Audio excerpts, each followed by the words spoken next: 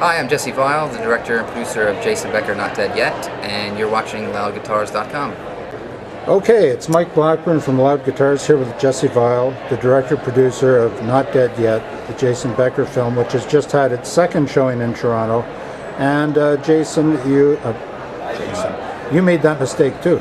No, Everyone makes that mistake, yeah. Jesse, you just had a question and answer, so we'll try not to be redundant, but I'm going to ask you, are you a guitar player yourself? I am, yeah, I am. So when did you first become aware of Jason? I was about 15, probably I was still about 15. A guitar teacher of mine was really into neoclassical music, and I was listening to a lot of Joe Satriani and Steve Vai, like real melodic kind of stuff, and I still love those guys. So he turned me on to Yngwie Malmsteen and then Cacophony and Marty and Jason, and I listened to all the kind of the shrapnel stuff, but none of it really stuck except for Cacophony and Jason and Marty, and particularly Jason, and just immediately fell in love with Jason's music. It just really stood out. It had a lot more substance in it, a lot more feeling and emotion, and it wasn't just fast. And also, he just seemed like such a cool guy. And so that's when I first heard about him. Well, your Pennsylvania shredder mates, Richie Kotzen and Greg Howe, are not going to be too happy to hear that you didn't mention them in that list. But anyways, they both support Jason and love him. Yeah, they're both really cool, and well, Richie's in the film, and Greg was going to be, but we couldn't make the schedule work. But yeah. For some commentary, you mean? Well, because he was at the first benefit show last March. He was, and we got a load of kind of backstage people saying, hello to Jason and stuff, and it just didn't fit into the film, the rhythm wise, but yeah, no, Richie and Greg they're with the very little time we spent with them, they're really cool. So, when did you become kind of really acutely aware of his condition and how he had been dealing with it? Well, I guess almost right away. People can't really talk about Jason without saying, oh, and also he writes music with his eyes, and you go, wait, what? With his eyes? That's crazy. And so there's a lot of mythology about Jason. He's this real mythical figure because he's just such a rare guy. His talent is extremely rare. Especially at that age, is extremely rare. To be able to write music, not just play guitar, is incredibly rare. But having both, and ALS isn't exactly a rare disease, but to get it, it's much rarer than cancer and things like that. And to get it at such a young age, that's rare. So and then he's still alive after 20 years, which is incredibly rare. The guy is just he's just an amazing guy, and that's really what made me want to make the film. This guy is just incredible. So when you decided to make the film, and when you got the family to buy in and all of those things, did any of the ALS societies help you, fund you in any way, or did you get any help from that side of the equation? We didn't get any funding. They're, one of the kind of the things about ALS is it's incredibly underfunded. It doesn't get the amount, because it's not proportional to things like cancer. So cancer gets lots more money because there's a lot more people dying of cancer, and I guess it's just the way the world works. But so they don't really have much money themselves. They're always fundraising privately. So, but they did help a bit with hooking us up with specialists. We did some, wanted to make sure we got everything right.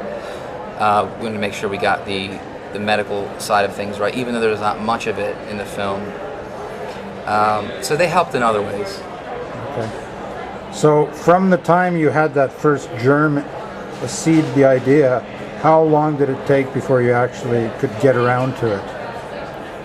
Well, I guess, I originally contacted Jason when I was 19 and in film school, and I just wasn't the right time. I didn't really, I knew I wanted to make it, but I didn't really quite know how. I wasn't ready to tackle such a big story, but also creatively, and also the pressure. You know, I mean, he's really beloved by lots of people, and there's quite a lot of pressure. He's not just any other guy, and so I started making it 2 years ago. So I guess about 10 years. Yeah, 10 years from, I guess, when I first contacted him to today. And tell me, logistically, you're based in London. How difficult was that in getting this thing done? Oh, yeah. I mean, it wasn't too bad. I mean, you know, we had a small crew. It was just an expense, you know, that we had to raise funding for. That if we, I mean, it would have been great if I lived in the Bay Area. I could have went over to that house every day and hung out with them a lot more. But, you know, unfortunately, I live 5,000-6,000 miles away. So getting our crew over there and staying out there for a couple weeks and then flying back out for another couple weeks, and it just really makes you focus. And we had a really tight schedule. The first trip was just like 4 or 5 interviews a day. It was nuts. So it was pretty tricky. It was more expensive than tricky, but yeah. And so tell us, what brought you to London? Why are you there? I went to London to get out of the U.S. for a little while and get a master's degree and just kind of live in a different country and experience, you know, how other people live, and then just got. Well, I went there to, you know, to work in film, and you know, London is a good place for film, so that's why I went. And I just got stuck there, you know. I think most people that go to London get stuck. It's a black hole. So yeah. What's next for this particular film? We're kind of in the heart of documentary season right now, aren't we? Yeah, it screened in Boston yesterday, which went down really, really well, I hear. It's screening at Newport Beach Film Festival on May the 3rd, in Vancouver, May the 11th, and it's screening in Italy in June and England in June. And what's next for you? What other projects do you have underway? Nothing official, but I just have ideas brewing now.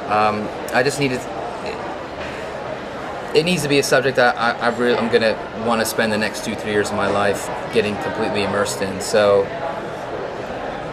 there's a lot of factors that factor into it, and I mean, I have my eye on a couple things, but it's all very. I mean, I haven't even approached anyone to get permission. So I think my main priority is getting this film out. Because I'm also the producer, so I need to make sure it gets the life that it deserves first before I kind of move on to anything else.